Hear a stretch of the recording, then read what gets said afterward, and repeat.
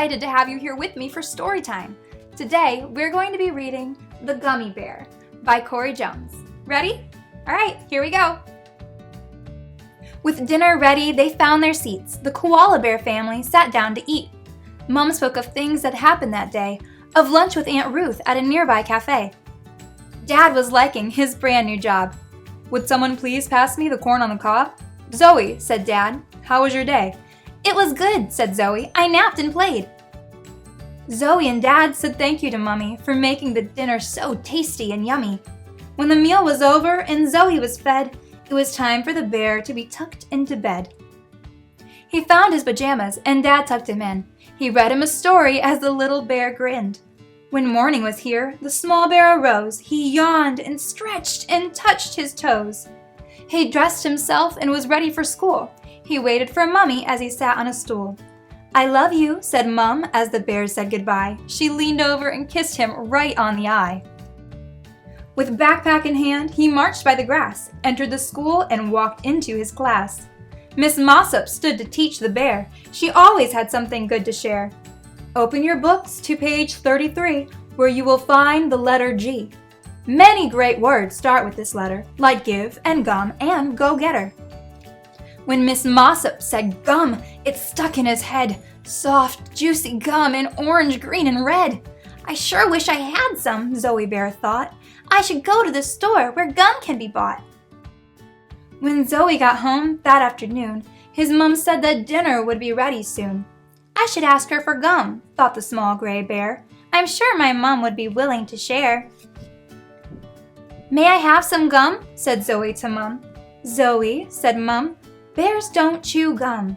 "But Mummy," said Zoe, "bubbles are fun, and I can only blow bubbles if I chew some gum." "But if you blow a bubble and the bubble pops, all over your face you'll have sticky gum spots. Then what will you do? How will it come out when sticky gum spots are all over your mouth?" "I can be careful," pleaded the bear, "and I promise to keep it away from my hair." "Bears don't chew gum," said Mum, "and when it's caught in your fur, you'll see it's no fun." Zoe went to school the following day and met with his friends outside to play. They gathered around and began to chum. Paul said to Spencer, "Where's the gum?" "I have it right here inside my pocket. It wasn't easy, but I finally got it." Zoe listened as the other bears spoke. The don't chew gum rule to them was a joke. They said mums and dads tried to spoil the fun. That's the only reason they said no to gum. Paul said to Spencer, "Pass the gum quick," and soon every bear held his own gum stick. "I'm in the wrong place," thought Zoe to himself. "I shouldn't even be here. It's not good for my health." Zoe fought inside his mind. Should I chew some gum or obey this time? It looks so yummy and good to me. Bad for me, how can this be? So Zoe chose to disobey. He chewed some gum at school that day. Spencer, Paul, and Zoe said too, "This juicy gum is yummy to chew." Content to chew the gum for a while, each of the bears began to smile.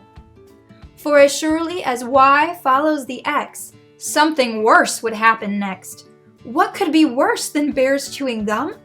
Blowing bubbles was sure to come. They started small with little bubbles first. There was no problem when the little ones burst. But soon they blew some bigger bubbles, and in just a few moments they had bigger troubles. "Look at Zoe's," giggled Paul. "Why are his bubbles all so small?" So Zoe focused and tried his best to put his new talent to the test, to see if his sticky bubbles could be the biggest bubbles they had yet to see. He filled one up with lots of air. It was the biggest bubble they'd seen anywhere. "Oh no," said Paul. "What will you do? It's about to pop all over you." Then with a pop, the big bubble burst. Zoe, Paul, and Spencer prepared for the worst. Bounding and spinning towards the bears, pieces of gum were flung through the air. "Ah!" shouted Spencer and Paul as sticky gum spots covered them all. The bears were scared. They were truly afraid. They should have listened. They should have obeyed. Miss Mossop found them. To the principal they went. Their parents were called, and to home they were sent. Mom picked up Zoe at 10 till noon. When they got to the house, he was sent to his room. If I had listened, if I had obeyed, this would not have turned into such a bad day. Zoe, come here, Mom said to the bear. Come to the kitchen and sit on this chair. So Zoe sat on the chair near his mummy. His heart was sad, his face was gummy.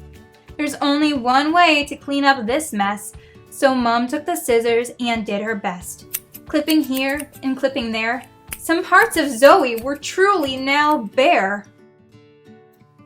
He looked in the mirror and began to cry. His mother looked too and could only sigh. Zoe, my dear, I wish you'd have obeyed when you and Spencer and Paul had played. I'm sorry, Mummy, but now I see. I know why you said gum's not good for me.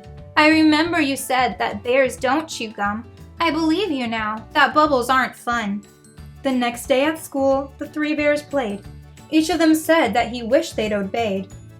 The don't chew gum rule made so much sense. Each of the bears learned obedience.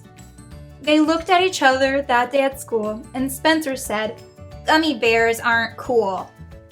From that day forward, they agreed not to stray. From that day on, they agreed to obey. Thank you guys so much for reading this story with me. I hope you have a great day.